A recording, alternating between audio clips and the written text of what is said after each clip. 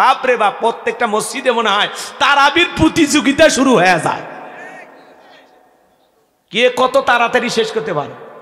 তারাবি মানি নাকি তাড়াতাড়ি মার বাড়ি আছে না? নাই এই 4G 5G গতির নামাজ। আহারি, দুই মসজিদের মুসল্লি এক জায়গায় গল্প করে, দোস্ত তোমাদের প্রথম তারাবিকে আমাদের হুজুর আল্লাহওয়ালা 1 ঘন্টা লাগছে। কি কয় 1 ঘন্টা? আর আমাদের হুজুর বিদ্যুতের গতি ফেল, কে কয় 20 মিনিটে সব শেষ।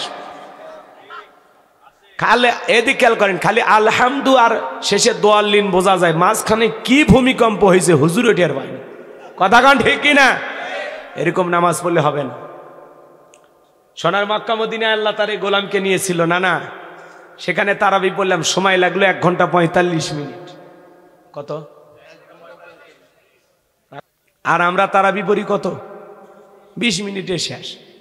রমজান মাস সামনে হাতছানি দিয়ে ডাকতেছেন, মাত্র কয়েকদিন।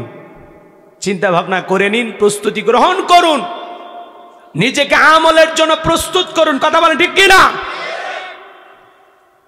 রমজান মাস ইবাদতের মাস, মোনাসের মাস, 12টি মাসের মধ্যে শ্রেষ্ঠ মাস। এ মাসে আল্লাহ তাআলা কোরআন নাজিল করেছেন। শাহরু রমাদান আল্লাযী উনজিলা ফীহিল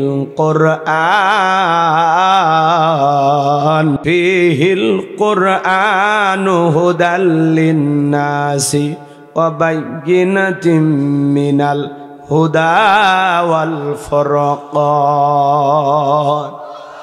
আল্লাহ তাআলা ডেকে বলেন, এই কোরআনকে আমি আল্লাহ রাব্বুল আলামিন রমজান মাসে নাজিল করেছি। জোরে বলেন কোন মাসে? আল্লাহ তাআলা হেদায়েতের কিতাব হিসেবে সমগ্র মানব মণ্ডলীর জন্য আল্লাহ তাআলা এই কিতাব নাজিল করেছেন। এই কিতাব হলো সত্য আর মিথ্যার মধ্যে পার্থক্যকারী। বলুন সুবহানাল্লাহ। কোরআনকে আল্লাহ তাআলা রমজান মাসে নাজিল করেছেন। রমাদান আমাদের সামনে, আমাদের নাম মিল আছে, নাম হলো রমজান আলী, একটাও রোজা রাখে না। নাম হলো ইমান আলী, ইমানেরই খবর নাই। নাম আতর আলী, পাটা ছাগলের মতো গাও গন্ধায়। কথা কন ঠিক কি না? নামের সাথে কামের মিল নাই।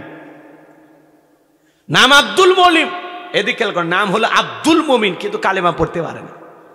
নাম কি? আব্দুল মমিন। আছে না? কথা কয় না কে? ও তুমি নামে মুসলমান নাকি কামে মুসলমান?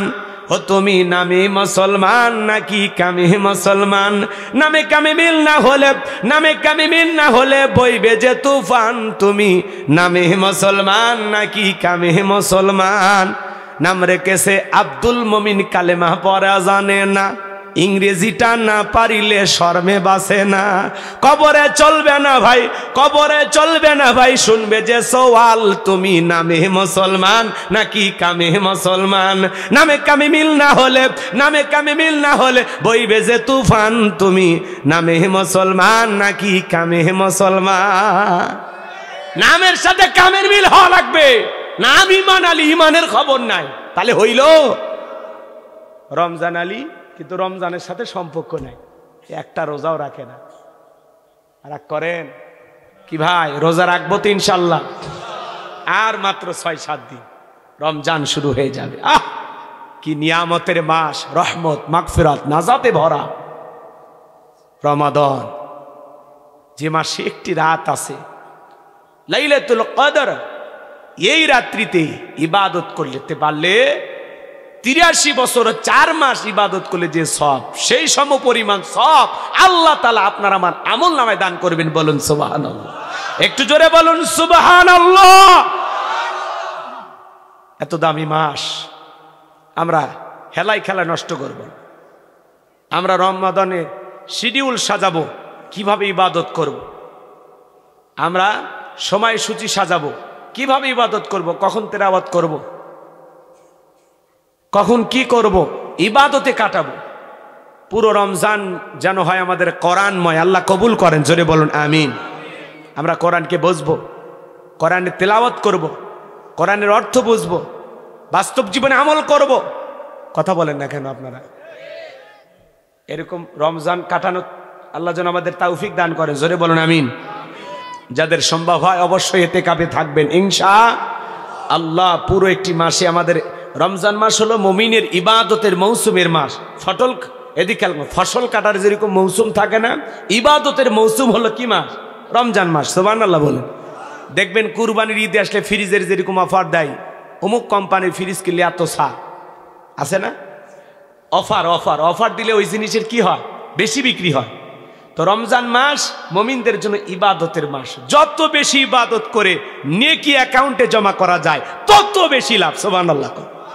যেই মাসে একটি নফল ফরজের সমতুল্য, একটি ফরজ ৭০টি ফরজের সমতুল্য। সুবহানাল্লাহ। অন্য মাসে ১,০০০ টাকা দান করলে সর্বোচ্চ ৭০,০০০ টাকার সব পাবেন, আর রমজান মাসে ১,০০০ টাকা মসজিদ মাদ্রাসায় দান করতে পারলে ৭ লক্ষ টাকা দান করা সব পাওয়া যাবে। বলুন সুবহানাল্লাহ। তাহলে নিয়ত করেন যে সামনে রমজান, এই মাসে কিছু এই মাদ্রাসায় কিছু টাকা দিবেন। নিয়ত করেন রমজানে তা বেশি করে দান করবেন, দুহাত খুলে দান করবেন। আল্লাহ যেন এইরকম মন মানসিকতা আমাদেরকে দান করেন। একটু চিল্লায় বলেন আমিন। আমার কথায় কি আপনারা বিরক্ত হচ্ছেন? রমজান আসতেছে, এই জন্য একটু হালকা করে ধারণা দিচ্ছি। মসজিদের ইমাম সাহেব খুতবায় বয়ান করেছেন, আগামী জুমায় বয়ান করবেন ইনশাল্লাহ। আমরা একটু প্রস্তুতি গ্রহণ করব। এই রমজান মাসে যেন আমরা নিজেদের গুনাহ আল্লাহ তাআলার কাছ থেকে মাফ করাই নিতে পারি। কথা বলেন না কেন? এমন একটি রমজান আল্লাহ যেন আমাদেরকে কাটানো তৌফিক দান করেন। একটু জোরে বলেন আমিন। যত বেশি মানুষকে পারি ইফতারি করাবো। একজন রোজাদারকে ইফতারি করাইলে একটি রোজার পরিপূর্ণ সওয়াব আল্লাহ তাআলা আপনার আমল নামায় দান করবেন। বলুন সুবহানাল্লাহ। আগেকার কিছু বয়স্ক মানুষ ছিল, তারা মনে করে যে আমি সারাদিন রোজা থেকে অন্য ওই উত্তর পাড়ার কামালের বাড়ির দাওয়াত খাবার যায়, রোজাটা তারে দিয়ে আসবো, হ্যাঁ আমার রোজার সব তারে দেব না। মনে রাখবেন, কেউ যদি আপনাকে ইফতারির দাওয়াত করে, দাওয়াত কবুল করবেন, তাহলে আপনি রোজাদার দাওয়াত কবুলের যে একটা আলাদা সব সেইটাও পাবেন। সুবহানাল্লাহ। আর আপনার কারণে আরেকজন মুমিন ভাই একটি রোজার সব তার আমল নামায় নিতে পারল। এই জন্য আমরা বেশি বেশি করে রোজাদারকে ইফতারি করাবো। সুবহানাল্লাহ বলেন। সাহাবা ইকরাম বলেছিলেন, হুজুর আমাদের তো সবার ইফতারি করার সামর্থ্য নাই। আল্লাহ রাসূল বলেছেন, তোমরা যদি সামান্য একটু খেজুর দিয়া, এক ঢোক পানি দিয়া, একটু হালকা দুধ খায়াও কাউরে যদি ইফতারি করাইতে পারো, তাহলে পরিপূর্ণ একটি রোজার সব আল্লাহ তাআলা তোমাদের আমল নামায় দান করবেন। বলুন সুবহানাল্লাহ। একেবারে পেট পুরে যে মানুষকে খাওয়াইতে হবে এমনটা নয়, হালকা কিছু খাওয়াই ইফতারি করাইলেও আপনি সব পাবেন। তাহলে কি আমরা রোজার সব নেব তো ইনশাল্লাহ? বেশি বেশি করে মানুষকে ইফতারি করাবো তো ইনশাল্লাহ। আল্লাহ যেন তৌফিক দান করেন। জোরে বলেন আমিন। অনেকে সুবহানাল্লাহ কয় না, সকাল 9টার পরে বউরে সাথে নিয়ে বললেন সুবহানাল্লাহ। একবার যদি সুবহানাল্লাহ বলতে পারেন, জান্নাতের বাগানে আপনার নামে একটি গাছ লাগানো হয়। আর আপনি কৃপণতা করেন। কবরে যারা গেছে একবার সুবহানাল্লাহ পড়ার জন্য আফসোস করে, একটা সেজদা দেওয়ার জন্য আফসোস করে। তা আমাদের জীবনে যেন কবরে যাওয়ার পরে এরকম আফসোস না আসে। সব সময় আল্লাহকে স্মরণ করেন, বেশি বেশি সিজদা দেব। এদিক খেয়াল করেন, হাউজে কাউসারের পানি চাইলেই পাওয়া যাবে না, কাজ করতে হবে। ঠান্ডা পানিতে ওযু বানায় সালাত আদায় করতে হবে। যারা পুরাতন মুসল্লি, হঠাৎ করে কেউ যদি নামাজ ধরে, আপনাদের এলাকায় বলে কি না না না জানি না, ওই পুরাতন মুসল্লিরা নতুন মুসল্লিদেরকে দেখে ঠাট্টা বিদ্রুপ করে। হ্যাঁ, সূর্য আজ কোন দিক উঠছে? হ্যাঁ, উত্তর পাড়ার বাদশা দিকে মসজিদে নামাজ পড়বি না 2 দিন পরে ছাইড়িয়া দিবি? একটু হাসি তামাশা করে, ঠাট্টা বিদ্রুপ আছে না? হ্যাঁ মুরব্বী চাচা, দাওয়াত দিয়ে তো 5 জনকে মসজিদে আনতে পারেন না। কেউ একজন হঠাৎ করে মসজিদে আসছে, তারে দেখে কেন ঠাট্টা বিদ্রুপ করেন? জোহরে ঠাট্টা বিদ্রুপ করলেন, আসর থেকে যদি ওই ব্যক্তি মসজিদে না আসে, আল্লাহর কাছে কি জবাব দেবেন? কথা কয় না ভাই? জবাব দেওয়ার জায়গা আছে? তার মানে ঠাট্টা বিদ্রুপ করা যাবে না, ঘৃণা ছড়ানো যাবে না, বিদ্বেষ ছড়ানো যাবে না, হিংসা করা যাবে না। দোয়া করতে হবে যে ভাতিজা তুমি মসজিদে আসছো দেখে দিলটা ভইরে গেছে, আল্লাহর কাছে দোয়া করি আল্লাহ যেন মৃত্যু পর্যন্ত তোমার মসজিদে এসে সিজদা দেওয়ার তৌফিক দান করেন। নামাজ শেষে বাজারে নিয়ে যায় 1 কাপ চা খান, কথা কন, ভালো ব্যবহার করেন, বুকে টানেন, বুকে টানেন, ঠেলে দূরে দিন না, ভালোবাসা দেন। কি কি দিবেন? ভালো হয়ে যান, কিন্তু মুখ দিয়ে যা ইচ্ছে তাই বলা যাবে না। যুবক বয়সে দাড়ি রাখছে, ওইটা না সমালোচনা করে, এই বয়সে দাড়ি রেখে বুড়ার ভাব ধরলি আছে না?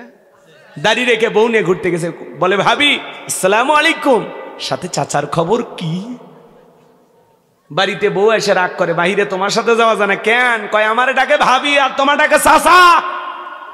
যেই বউ নবীর সুন্নত দাড়িকে মহব্বত করে না, ওই বউ আপনাকে 100% ভালোবাসা দিতে পারে না। কথা বলে ঠিক কিনা? রাগ করবেন না। আমি যে কথা বলতে চাই দিল দিয়া কথাগুলো বুঝবেন, দিল দিয়া। কি হয়েছে? রাগ করেন? এদিকে দাড়ি হলো পুরুষের সৌন্দর্য। এই দাড়ির ভিতরে আছে মদিনাওয়ালার প্রেম।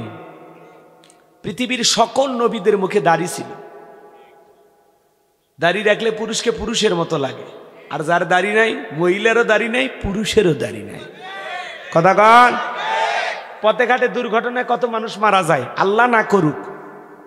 আপনি এখান থেকে ঢাকায় যাচ্ছেন, বাস দুর্ঘটনায় মারা গেছেন, মুখে দাড়িও নাই, পকেটে টুপিও নাই, মরার পরে লুঙ্গি খুলে দেখবি মাথা কাটানো আছে না নেই।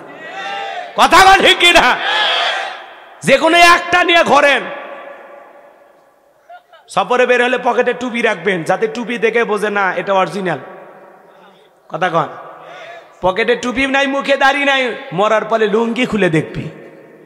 মরার পরে মানুষকে ইজ্জত দেখাতে চান? এই যে মাহফিলে আসেন, অনেকের মাথায় টুপি নাই। আমার সাথে চলেন তো, জামালপুর ময়মনসিংহে চলেন, নোয়াখালী ফেনী কুমিল্লায় চলেন, শ্রোতাদের মাথায় খালি টুপি আর টুপি দেখবেন। তারা মাহফিলে আসে, মনে হয় কি সুন্দর সাইজে গুজে। আর আপনারা অনেকে মাথায় টুপি দিতে চান না কেন? কি হয়েছে? টুপি ভারী লাগে, মাথা গরম হয়, চান্দি গরম হয়। রাগ করেন? রাখবেন। এটা কোরআনের মাহফিল, জান্নাতের বাগান, একটা সুন্দর পরিবেশ আসবেন, একটু গেট আপ নিয়ে আসবেন, সৌন্দর্য, সুন্দর পরিপাটি হয়ে আসবেন। কাপড় পোশাক যেটা পরেন পরেন, সমস্যা নেই, কিন্তু মাথায় যেন টুপি দেখা যায়, সাদা সাদা কি সুন্দর টুপি পরবেন, দেখে মজা লাগে। মাহফিলের দিকে তাকাইলে মানে অন্তর থেকে আলোচনা চলে আসবে। কথা কন ঠিক কিনা? পারবো তো ইনশাল্লাহ। আলহামদুলিল্লাহ, এই জায়গায় 50%-এরও বেশি মাথায় টুপি দেখা যায়। বাকি যারা আছেন আপনারা একটু ভালো হয়ে যান, তাহলে দাড়ি কাটা যাবে। হ্যাঁ, দাড়ি আল্লাহ পুরুষের কিনা না, গুণ আছে, গুণ আছে। কি বলেন? গুণ আছে।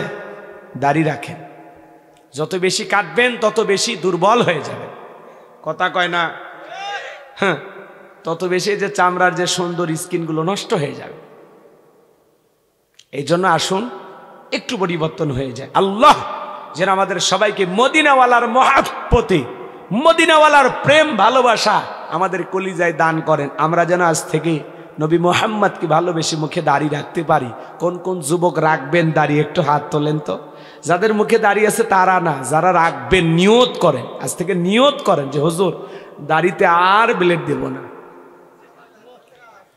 এতগুলো মানুষ যদি আল্লাহ তাআলা পরিবর্তন করে দেন, আজকের মাহফিলকে কবুল করবেন কে? আল্লাহ আপনাদের কবুল করুন, জোরে বলুন আমিন। এদিকে খেয়াল করেন, হাউজে কাউসারের পানি পান করতে গেলে কাজ করতে হবে দুইটি। দুইটা আঙ্গুল তুলে বলেন তো কয়টি? দুইটি। আরো জোরে। এ জোর হলো না, এ উঠেই যাবে। একটু মিছিল করার অভ্যাস করেন। 16 বছর মিছিল করতে পারেনি, সামনে মিছিল করা লাগবে। মার্কা রে মার্কা, ঠিকই মার্কা, মিছিল করা লাগবে। হ্যাঁ, চলেন সামনের দিকে যাই। আজগবি এক মার্কার নাম করলাম, বোঝেন না? ধাম করে একটা মার্কার নাম বলবেন, বিপদে পড়ে যাবেন। অতএব চুপচাপ থাকেন, সময় বলে দিবে। আল্লাহ কবুল করুন, জোরে বলুন আমিন। হাউজে কাউসারে পানি পান করতে গেলে কাজ করতে হবে দুইটি। জোরে বলেন কয়টি? আল্লাহ তাআলা সেটা 2 নাম্বার আয়াতে জানিয়ে দিলেন। জবান ছেড়ে সবাই আমার সঙ্গে তেলাওয়াত করুন। ফাসল্লিলি রাব্বিকা ওয়ানহার, বলুন ফাসল্লিলি, ফাসল্লিলি রাব্বিকা ওয়ানহার। 1 নাম্বার হলো ফাসল্লিলি রাব্বিকা, রবের উদ্দেশ্যে সালাত। সালাত হবে একমাত্র কার জন্য? قل إن صلاتي ونسكي ومحياي ومماتي لله رب العالمين সূরা আনআম আয়াত নাম্বার 162 আল্লাহ তাআলা জানিয়ে দিলেন নবীজি আপনি বলুন আমার নামাজ আমার কুরবানি আমার জীবন আমার মরণ লিল্লাহি রাব্বিল আলামিন আসমান জমিনের প্রতিপালকের জন্য। তাহলে মুমিন জীবনের সব ইবাদত হবে একমাত্র কার জন্য?